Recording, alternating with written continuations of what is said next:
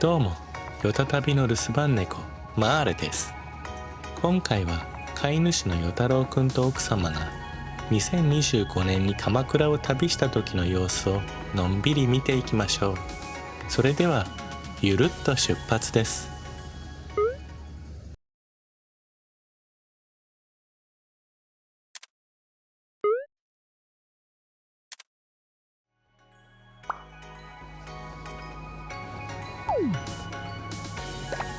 まだ10時前なのに結構人が出てますね。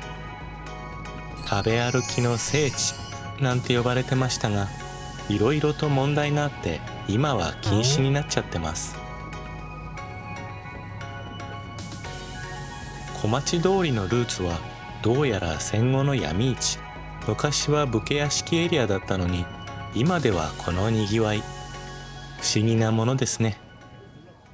ただ今回は小町通りに用はありません。というわけで鎌倉市役所です。なんでここに来たかというと、2025年に放送された最後から2番目の恋の続編を与太郎くんが見たのがきっかけだったからです。市役所は長倉和平さんの仕事場ですからね。というわけで早速西口へ向かいます。ちなみにこの市役所はもともと御用邸だった場所です。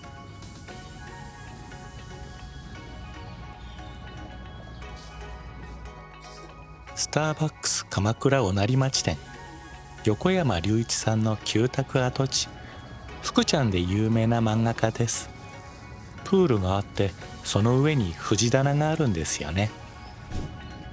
中には原画が飾られてたり、希少な豆が楽しめるバーがあったりします。リージョンランドマークストアっていうちょっと特殊なお店みたい。でも基本混んでます。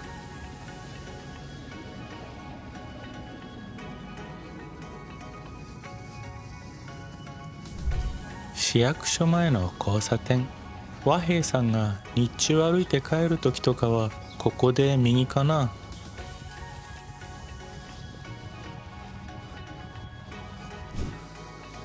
でも今回は江ノ電。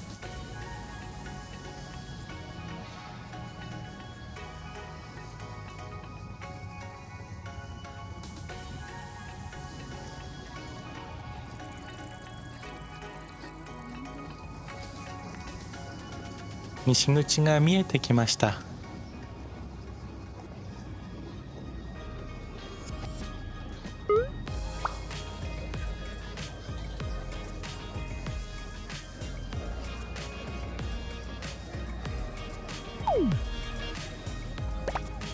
地元民から裏駅と言われるだけあって、東口と比べるとかなり控えめ。でも昔はもっと静かだったみたい。江ノ電の改札はすでに大混雑。でもまだ序の口。ネットで見た写真は本当にひどかったです。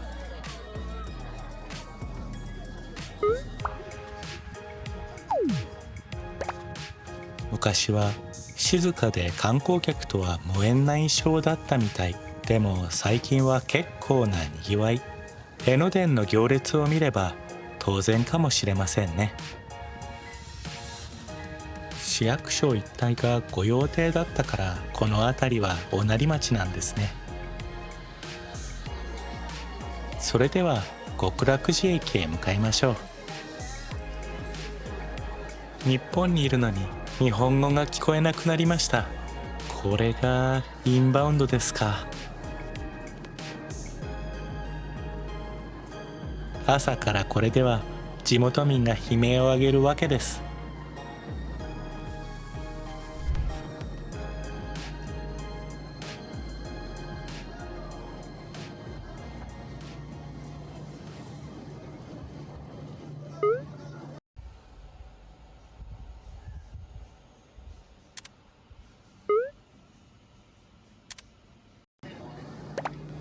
あれ、長谷駅で降りちゃいました。どうやら与太郎くんはアジサイ路の整理券が心配になってしまったみたいです。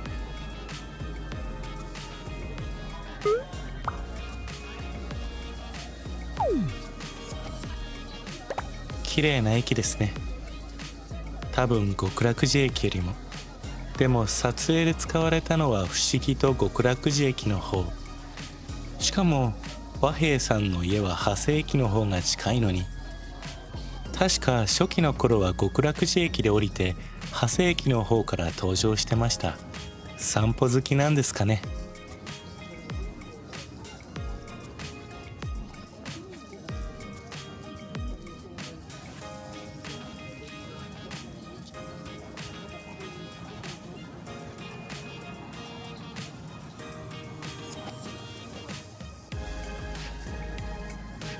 ここを左に曲がった先が長谷寺。直進すると大仏があります。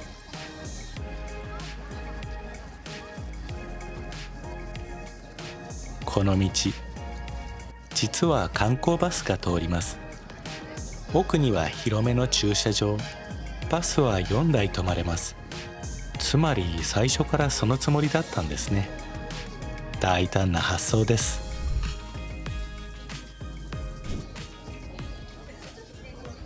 昔からあるお店や新しいお店が混在しているエリア。新陳代謝かなり激しいです。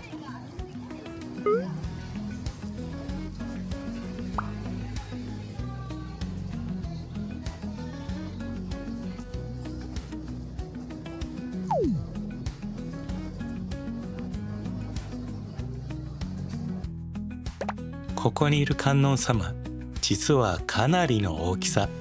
木造なのに9メートル以上。そして右手には錫杖を持っているんです。普通あれ持ってるのってお地蔵さんですよね。観音様が持ってるのはかなりレア。じゃあなんで持ってるのかというとよく分かってません。一応ここの観音様は奈良の長谷寺の観音様と同じクスノキで作られたってことになってます。木が大きすぎて2体作れたから主上サイドを願って1体を海に流したんだって。それがここの観音様。ちなみに科学的な証明はないみたい。まさにロマンですね。そういえば発見された時に錫杖は無事だったのかな。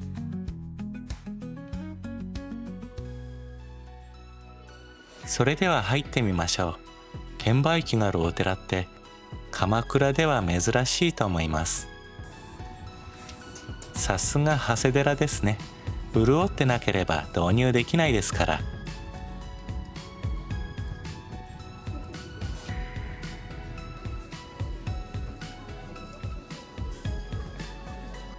なかなかに広大な敷地です。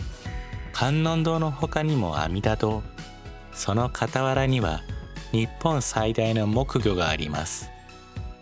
その他にも柿柄稲荷大明神、大黒堂、地蔵堂、紫陽花色、見晴らし台、観音ミュージアム、さらには空海が修行したという伝承が残る弁天窟などなど、とにかくてんこ盛り。これはもはやテーマパークですね。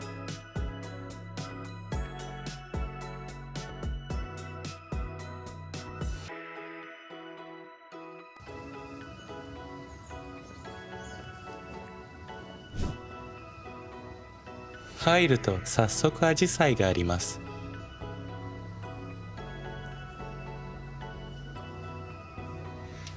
この辺の紫陽花は植木鉢です。紫陽花色は別料金だし、整理券で入れない人もいるから、このエリアはありがたいですね。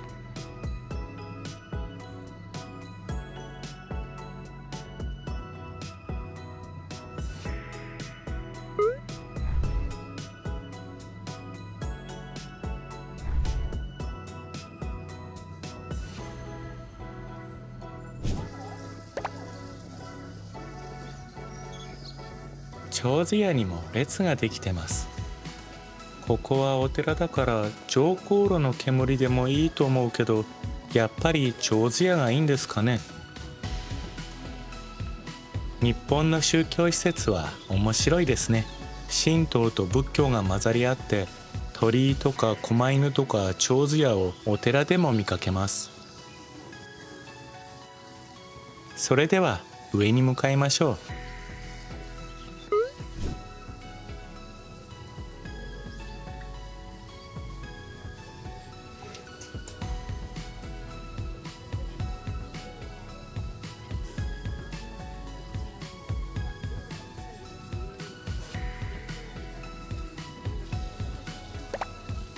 観音様や紫陽花色に向かう途中にこの苔に覆われたエリアがあります。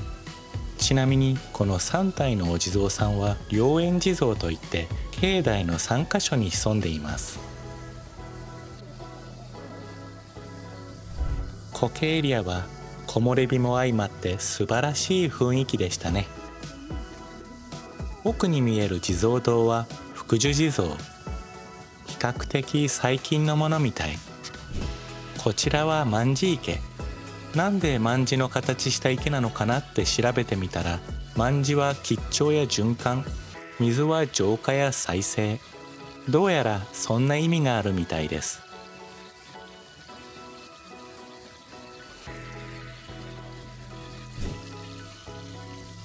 そして水かけ地蔵と戦隊地蔵。こちらは幼くしてこの世を去った子供たちの安らかな眠りを見守ってくれるお地蔵さんです。ちなみに地蔵堂の福寿地蔵は子宝や繁栄のご利益みたいですよ。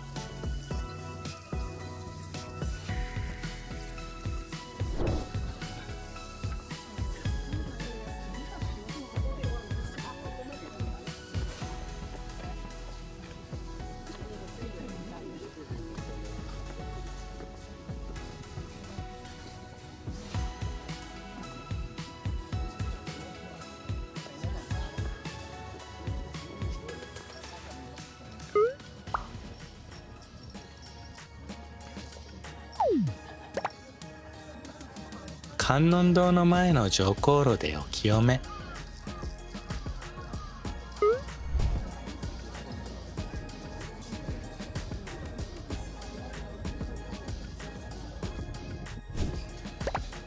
残念ながら観音様は撮影禁止。お守りの種類はかなり豊富。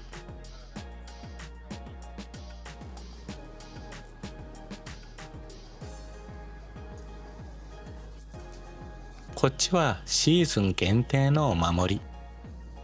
どれもかわいいです。かなりお守りに力入れてますね。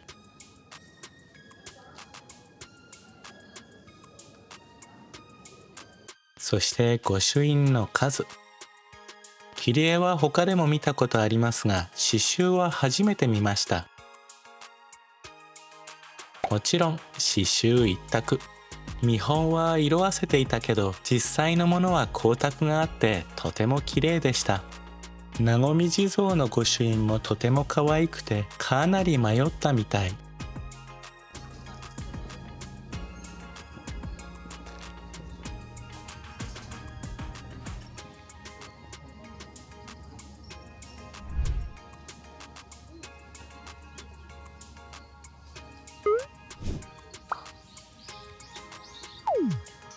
ひっそりと佇んでるお社。名前通り祀られているのはカキ殻。そのカキ殻が観音様を導いたという伝説。カキ殻も信仰の対象になるってすごいですよね。ちなみにカキ殻が導いたってことなんですけど、このカキ殻はいつ付着したんでしょう。まさか漂流中に付着したことになってるのかな。そもそもこのお社自体いつ創建したのかよくわからないみたい。実にロマンです。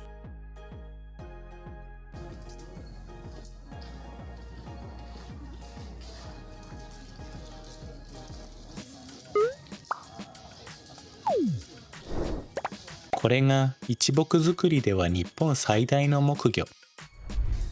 頼朝が42歳の厄除けのために建立したって伝承があるけど、実際は廃寺になった千願寺の本尊で、制作年代は室町時代みたい。立派だったからそんな噂が広まっちゃったのかな。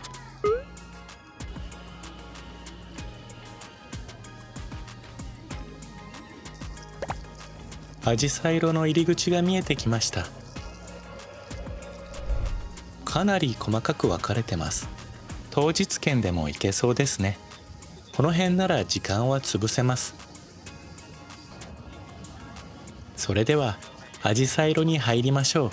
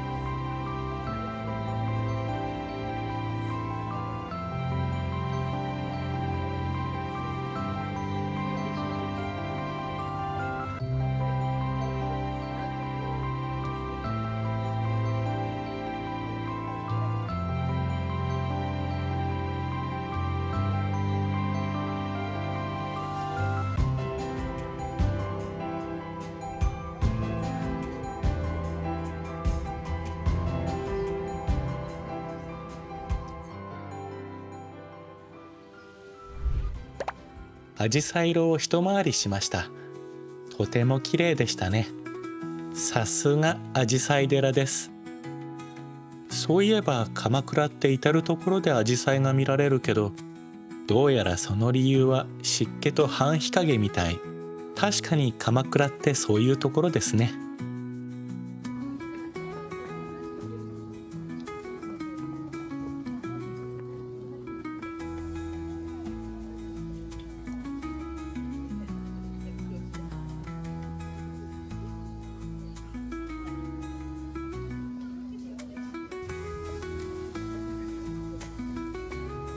それにしてもすごい人でしたね。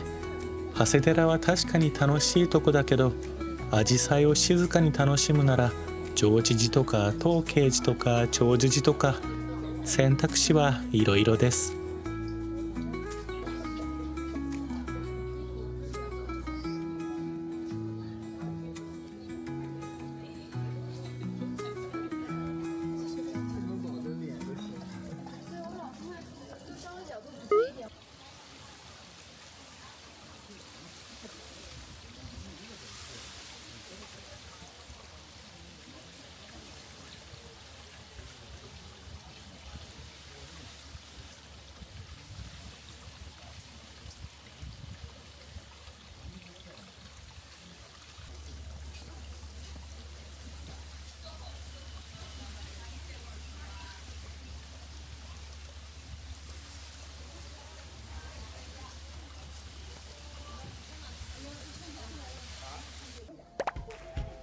アジサイ色終了です。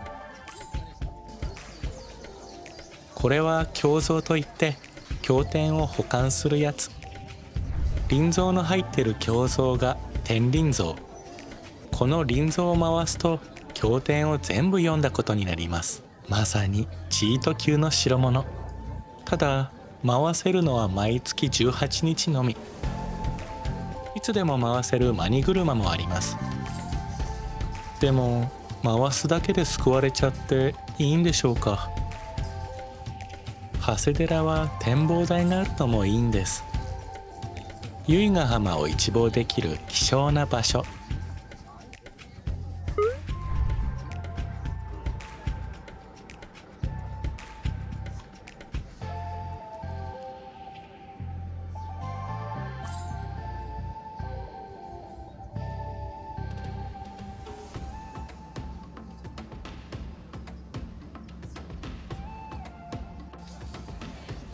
一周したので下に降ります。そういえば観音ミュージアムってあったと思うんですけど、行かなかったみたいですね。興味のある方はトライしてみてください。一応別料金なんですよね。もしかしたらとてもいい時間が過ごせるかも。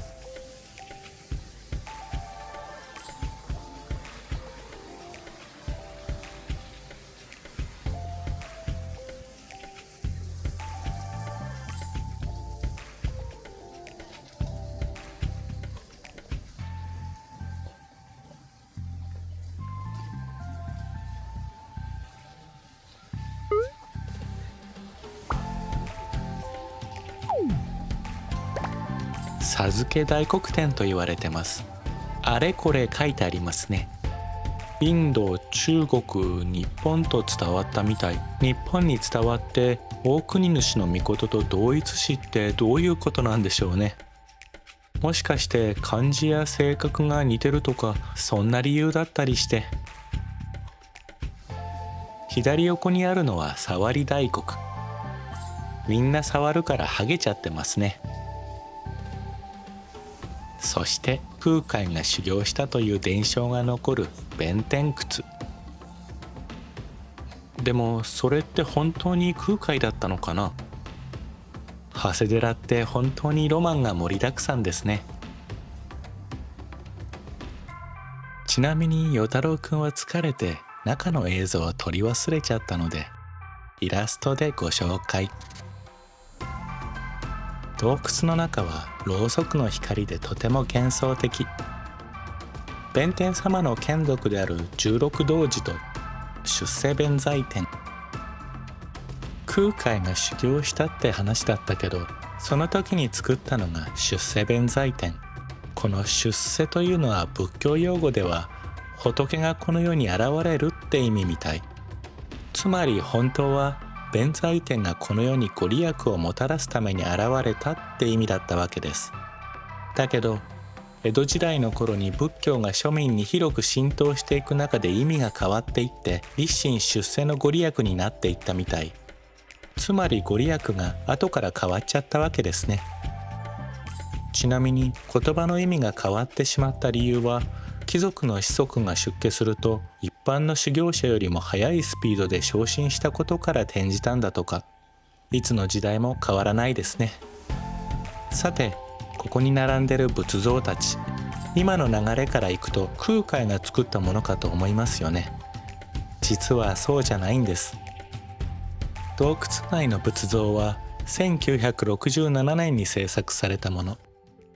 制作者は小松光義っていう検索してもヒットしない彫刻家なんだけど、昭和に新しく仏像を彫るってなかなかに大胆ですね。それじゃあこの空海作と言われている出世弁財天はどこにあるのかというと、観音ミュージアムです。とはいえ基本的に非公開です。今まで散々空海作と言ってきましたが、美術史的に見るとどうやらこの仏像は江戸時代の作品みたいなんです。頭がこんがらがります。つまり簡単にまとめると、空海が修行したか定かでない洞窟に誰が作ったかわからない江戸時代の出世弁財天、そして昭和になってから掘られた洞窟内の仏像ってことです。なんかとても興味深いですね。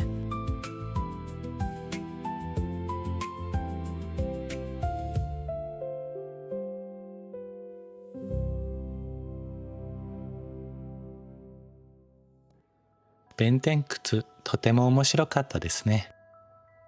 誰が作ったかは当然大切なことだとは思うんですけど、ご利益があると信じて長年いろんな人たちが信仰してきたという事実そのものに価値があって、その場所が神聖な場所になっていくのかなって思います。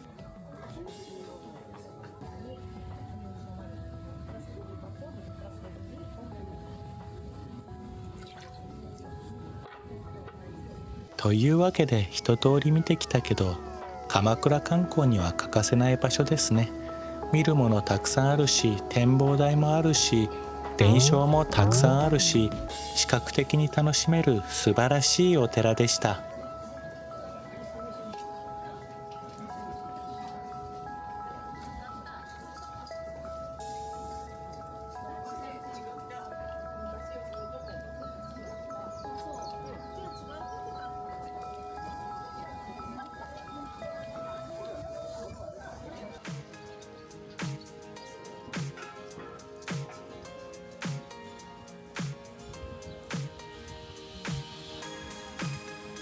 楽しくて長いしすぎです。もう12時回ってるので、この辺りでお昼ですかね。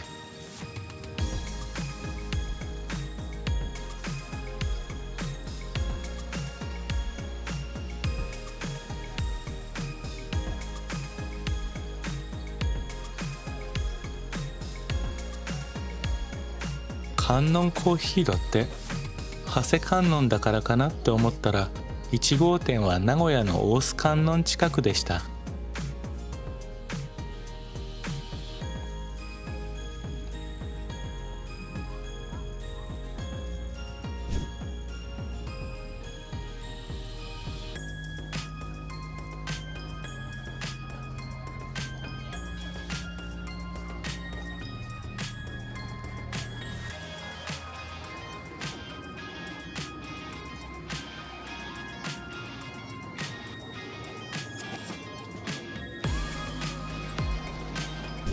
お昼はここにするみたいです。場所は長谷寺と大仏の間くらい。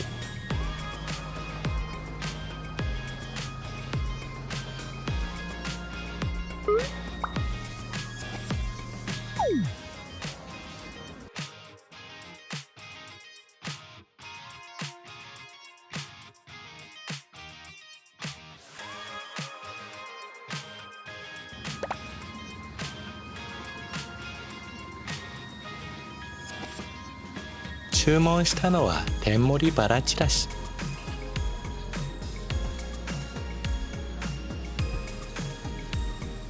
まさに天盛り。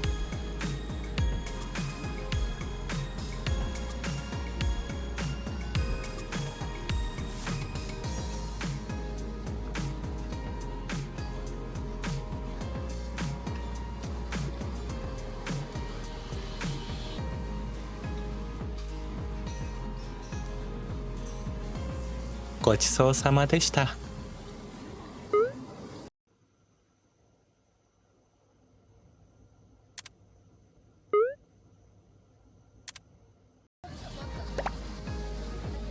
次の目的地は御陵神社。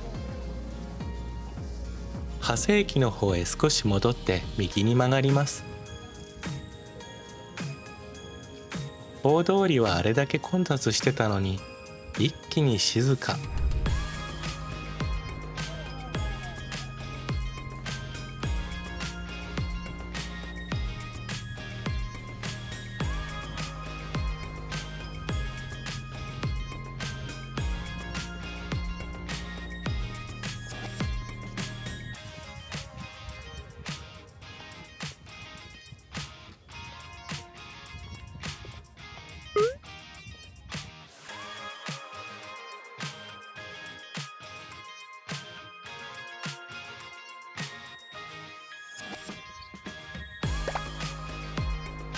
和平さんが市長選に落選した後、自分の選挙ポスターを眺めていたのが確かこの辺り。御陵神社が見えてきました。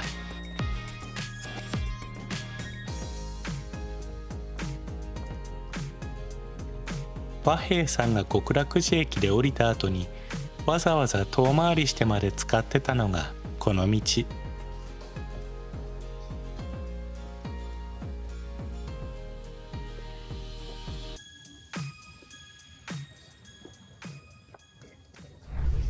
あれ？通り過ぎちゃいましたね。境内は撮影禁止でした。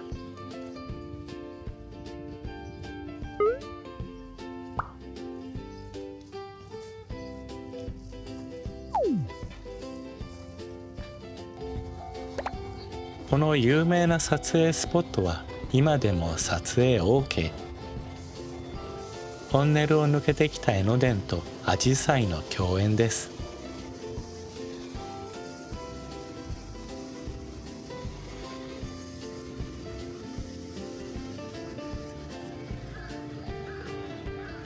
本殿裏にはアジサイ小道があって、2006年に八丈島で発見された珍しい八丈千鳥が見られるみたい。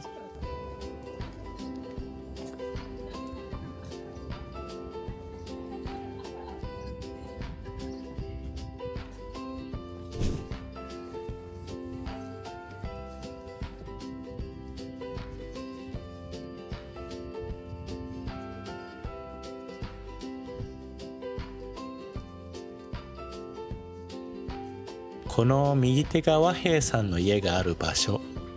ただ与太郎くんが以前に来た時とは随分様子が変わってるみたい。ドラマのラストシーズンでこの辺りが全然出てこなかったから、とても不思議に思ってたみたいなんだけど、これが原因だったのかな。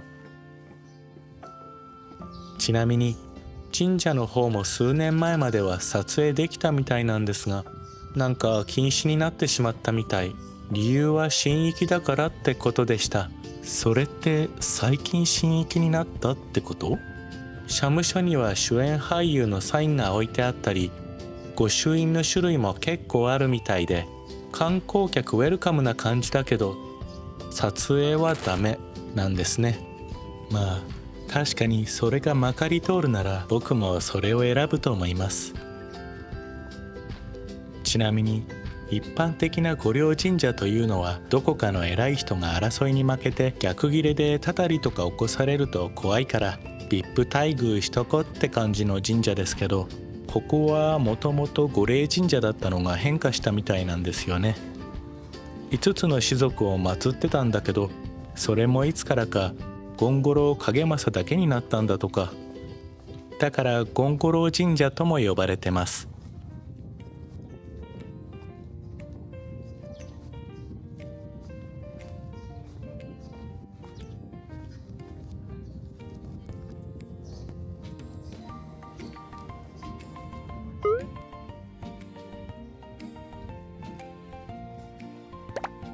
300年前から同じ製法の超老舗。名物は権五郎力餅。かなりのボリューム。これは覆面まんじゅう。御陵神社の祭り面掛け行列のお面の形。ちなみに一番人気は牛皮力餅。すぐに売り切れます。多分賞味期限が3日あるから。ちなみに通常版は当日限りです。成就院まであと少し。今では長谷寺が有名だけど、もともと有名だったのは明月院と成就院だけど、参道整備工事でアジサイ全部なくなっちゃいました。その262株のアジサイは宮城県南三陸町へ寄贈されてます。262は般若心経の文字数ですね。ちなみに長谷寺も寄贈してますよ。公式の情報としてはこんな感じだけど、小耳に挟んだ話によると、ご住職は厳格な方で観光客がたくさん来て観光寺のようになるのはあまり快く思っていなかったとか。実際どうなのかは分かりませんが、改修から10年弱経った今もアジサイの数は元に戻ってはいません。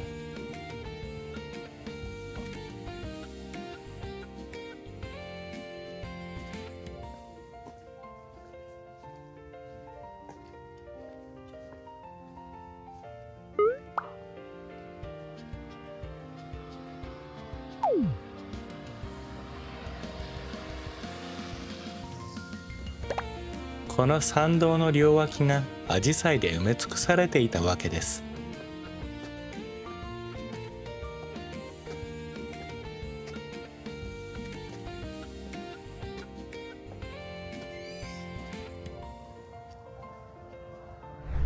動画はダメだったので静止画でお届けです。とても綺麗ですね。ここからの景色は鎌倉でも一二を争うレベルかな。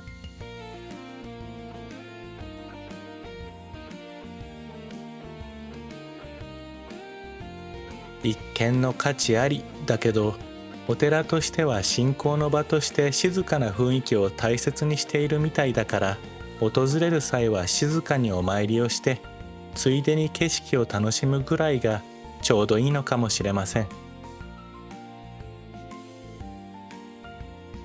そもそも寺社仏閣を訪れるときはどこでもそのスタンスの方がいいような気はしますけどね。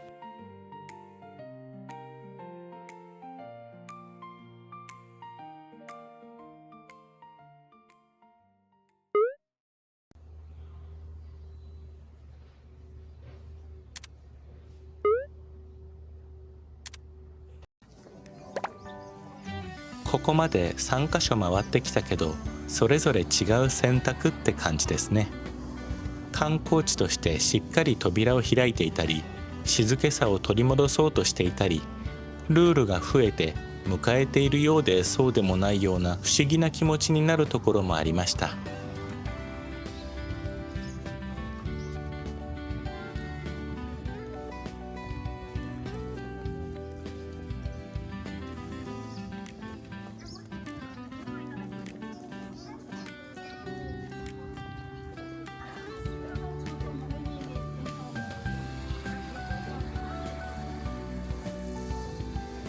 ここを左に行くと目的地の極楽寺駅。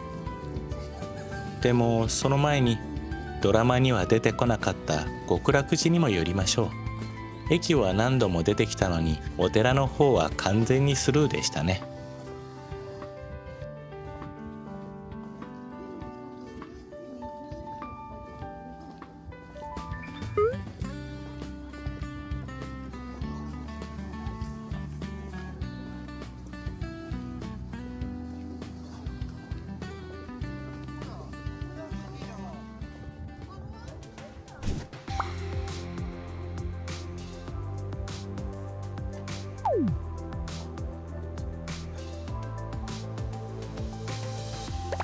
認証が開山した極楽寺、事前福祉事業に力を入れてたそうで、鎌倉に招かれてからも熱心だったみたい。広大な敷地の中に貧しい人や孤児を収容する秘伝院や病人や怪我人の治療をする施薬院を整備していたり、道路や橋など土木事業もやってたみたい。民衆からも評価されてたから名称も認証菩薩なんでしょうね。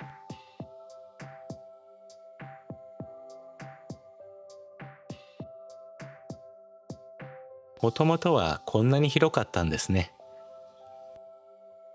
ちょっと分かりづらいんで拡大。今見て回れるのはだいたいこの辺り。僕が興味深いと思ったのはここまで小さくなってしまった理由です。いろんな理由が重なったんだろうけど、致命的だったのがやっぱりこの2つだと思うんです。認証というカリスマの消失と資金源の北条氏の衰退です。どれだけ崇高な理想を掲げてもそれだけでは長続きしないって歴史が教えてくれてるようでした。そういえば長谷寺には観音様というカリスマがいましたね。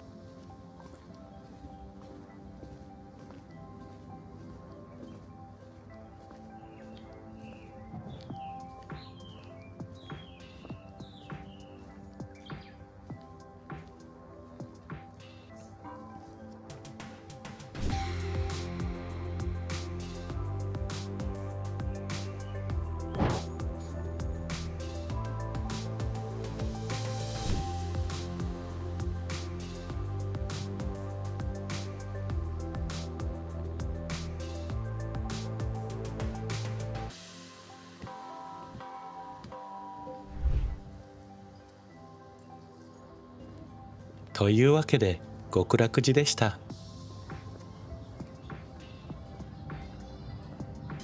長谷がとても混雑してたのにとても静かでしたね。そういえばアジサイ咲いてはいたけど、あまり印象には残らなかったです。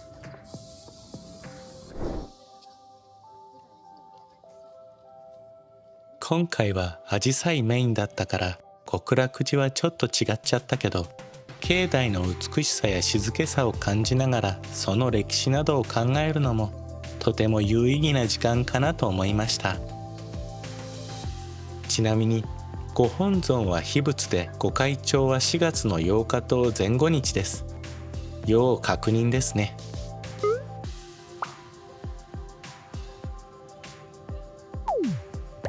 交通系 IC カードを探すお決まりの場所。その後この坂を登っていきます。改めて見てみると、ドラマにするんだったら確かに極楽寺駅の雰囲気の方が良さそ